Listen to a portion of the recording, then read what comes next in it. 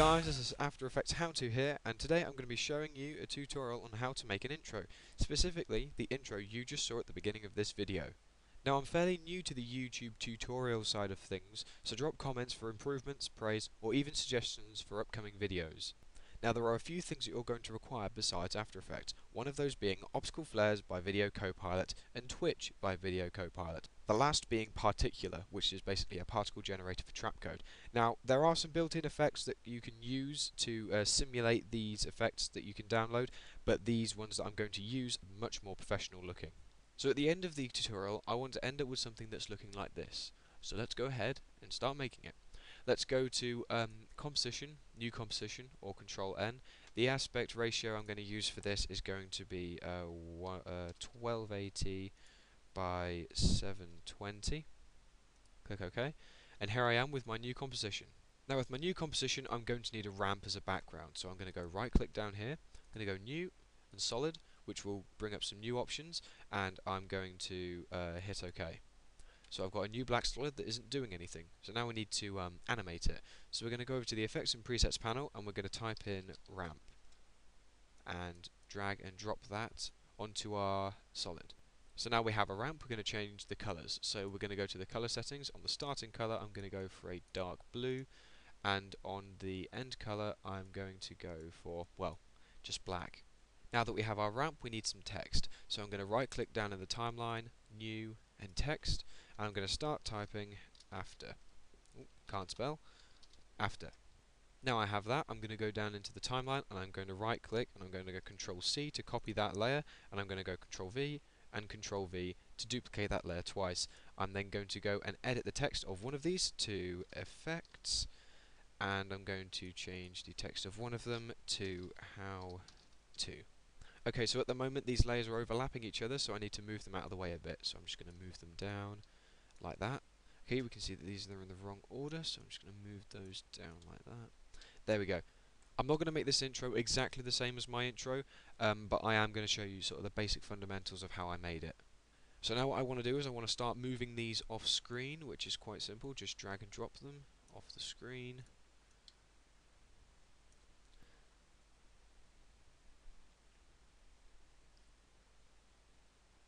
Now I've done this, I need to go down and create some animation. So all I need to do is click on all of them by clicking and shifting, and then click P to reveal their position. Then at this point I'm going to keyframe the text with after in it, which is this one here. I'm going to scroll down the timeline to 15 frames, and I'm going to drag it across the screen to a position which is about just off center screen. Now at the moment this doesn't have any exciting animation, so we're going to toggle the switches and modes, which will reveal this little icon here, which is going to be for blurring the motion. So I'm going to check the motion blur and check motion blur for the composition, and you can see that it has started to blur the text. If we scroll across in the timeline, you can see that the text moves, because After Effects is nice, because after we've keyframed the position at the 2 points, the one that is off screen and the one that is at the position we want it to, it's automatically animated frame by frame where we want the text to be. So that's quite useful. And also because we've added the motion blur, it's then blurred each frame in between. Now we've done that, we can do it for the other ones. So we can go and get the effects, and I want these to come in at different times. I don't want them to come in all at once, so we're going to go about halfway to where After is arriving onto the screen.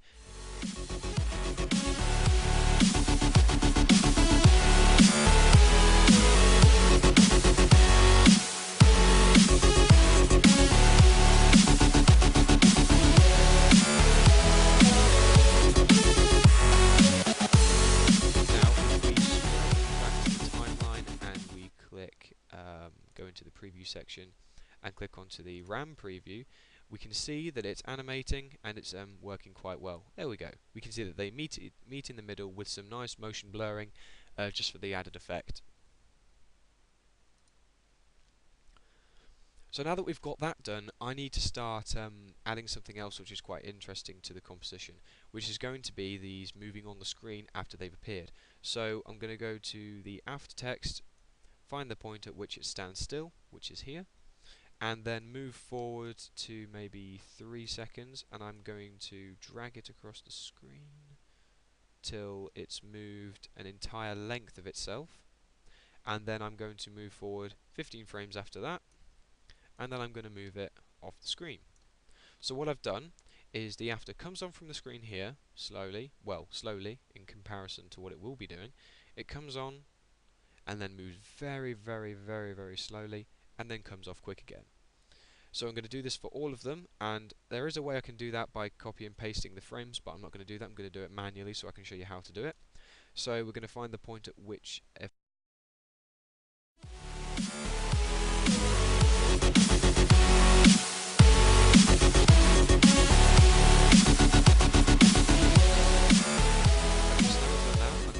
RAM preview of what we've done.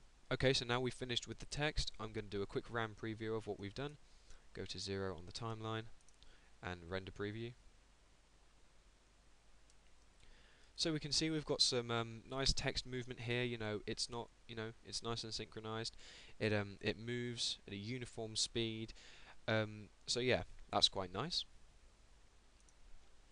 So now we've done that, we haven't actually got anything exciting going on the screen. I want to add sort of depth to the image, some sort of excitement and animation. And the way I'm going to do that is by using one of our first things that I told you to download at the beginning of this video, which was optical flares. So I'm going to right click down here, go new and solid, click OK, and then I'm going to go to the effects and presets panel and type in optical. It'll bring up optical flares and drag and drop that onto the solid. And we can see that it's generated a nice flare here. If we go to options, it will bring up the optical flares options, and we can start to select a preset that we're going to use.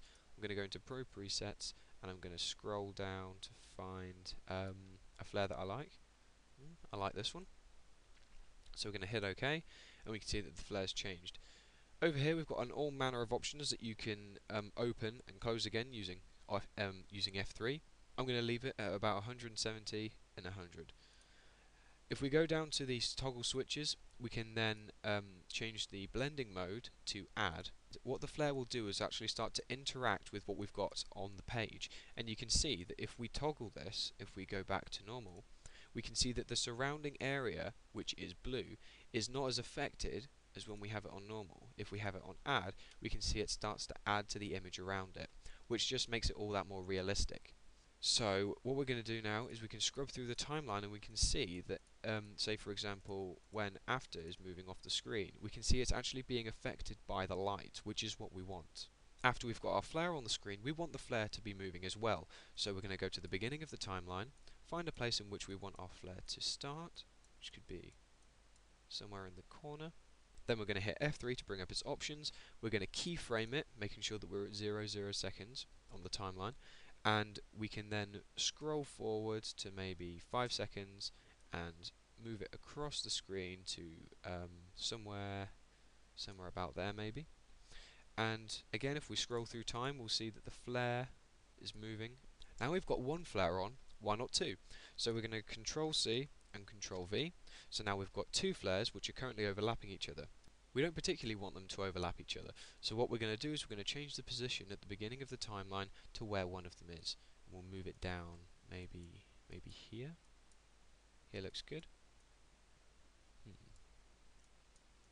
Put it about there maybe. Now at the end of the timeline we can move it so it's somewhere else, possibly there. And I want this one to be a little bit dimmer so that it doesn't look exactly the same as the one above it. We scroll through time, we can see that we've got two flares which are moving quite nicely. Okay, we've got flares, now I want to add some particles, and the way to do that is by right clicking, new, solid, hitting OK, going to the effects and presets panel, and I'm going to type in particular. Drag and drop it onto the screen, and we can see that because we're some way through the timeline, it's starting to spew out particles. If we go all the way to the end, we can see that there's quite a few particles, but we want them to be more. We want these to be like stars. So I'm going to go to the particle, and I'm going to increase the life length that it has, which means now that our screen is just going to be completely full of these little particles. If I then go to the emitter settings, I can change the center of the emitter to somewhere off screen. So what I'm going to do is on the timeline, minimizing the time that is on the screen, dragging it down back to the beginning, and dragging it all the way up again. And we can see that the particles have slowly started to move across the screen. If we do this a few times, I remember they would say it's all okay, you'll be alright, but every night I could hear it. I remember I could hear it. start to get the desired effect. So all the way through the timeline we've got these particles moving across the screen with our text. I want this to be below the text, but what I'm going to do is I'm going to change the blending mode of the text to add also, which means they will interact with the particles behind them, and I'll also change the blending mode of the particles to add, so they add to everything as well. Everything is adding light to everything else. The particles at the moment are a little bit bland, so what I'm going to do is I'm going to go to the Effects and Presets panel and type in Glow. Scroll all the way down, we'll get the stylized glow effect, and we'll drag and drop that onto our particles. If I go to the alpha channels, we can actually start to change the color of the particles. So if I go to the A color, put it to a light blue, and then change this one to a slightly lighter blue. If we then increase the radius and thus increase the intensity, we can see that our particles actually start to glow a very nice color. Okay, so now we're coming to the end of the tutorial, but there's a few things I want to do to make this image look all the more better. I'm going to right click and I'm going to go New, and I'm going to go Adjustment Layer. It will create a blank layer with no effects on it, no color, no nothing. It's basically a blank layer that you can dump any effect onto that you want. So I'm going to go to the Effects and Presets and type in Brightness and Contrast. Drag it onto the adjustment layer. If I decrease the brightness, you can see that it decreases the brightness below it, but if I increase the contrast, it will start to really bring out those blue colours. I just want to increase this to about 5, but I want to have the brightness a little bit dumbed down, and you can see that it just makes it look that little bit more mysterious, which is always nice. Okay, so now we've got that, there's one more thing I want to do before I end this tutorial, and that's to add Twitch. If I go right click, New Adjustment Layer, Twitch is basically going to split all of the colours and make them slide around in a random fashion, hence why it's called Twitch. So if we head over to the Effects and Presets panel and type in Twitch, we'll get Twitch and drag it onto the screen. Now at the moment Twitch won't do anything while you're in your timeline because you haven't actually set it to edit anything, so we need to enable a few things, and for that I'm going to enable Colour and I'm going to enable Slide. Now you can immediately see that there's a random change in all of the screen. The colours have been blurred, and so has the actual image. So what I'm going to do is I'm going to go to a point in the timeline where we want the twitch to actually occur, which is when all of the text is in the middle. I'm going to drag the twitch layer to not edit anything at that point. It's non-existent at this point until it gets to this point in the timeline.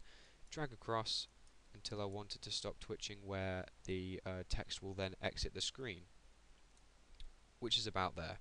So we can look at the middle of this timeline and we can see that the image is being violently thrown around, and if we go to the beginning and if we do a quick RAM preview, we'll see that we've got the nice particles moving and the optical flares moving, but then all of a sudden we've got this twitch of colour, which is quite cool.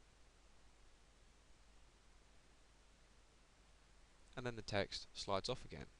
Now there's a few things that watching that you'll immediately think that we need to change. First of all, there's a massive gap in here where nothing happens, which to be honest in an intro is not that exciting.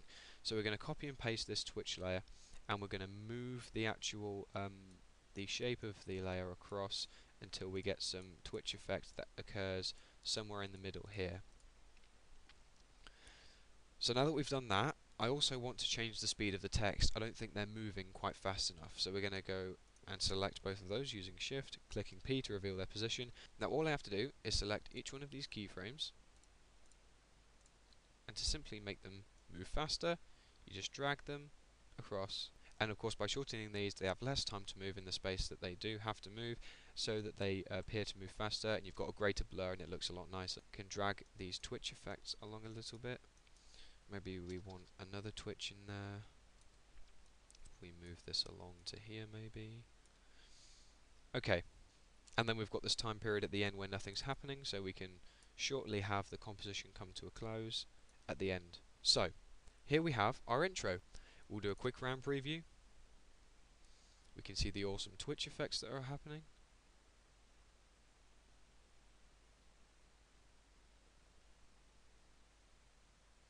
And then text flies off. Viewing this in regular speed makes for quite a cool intro. Okay guys, I hope you really enjoyed this tutorial. I'll see you guys next time.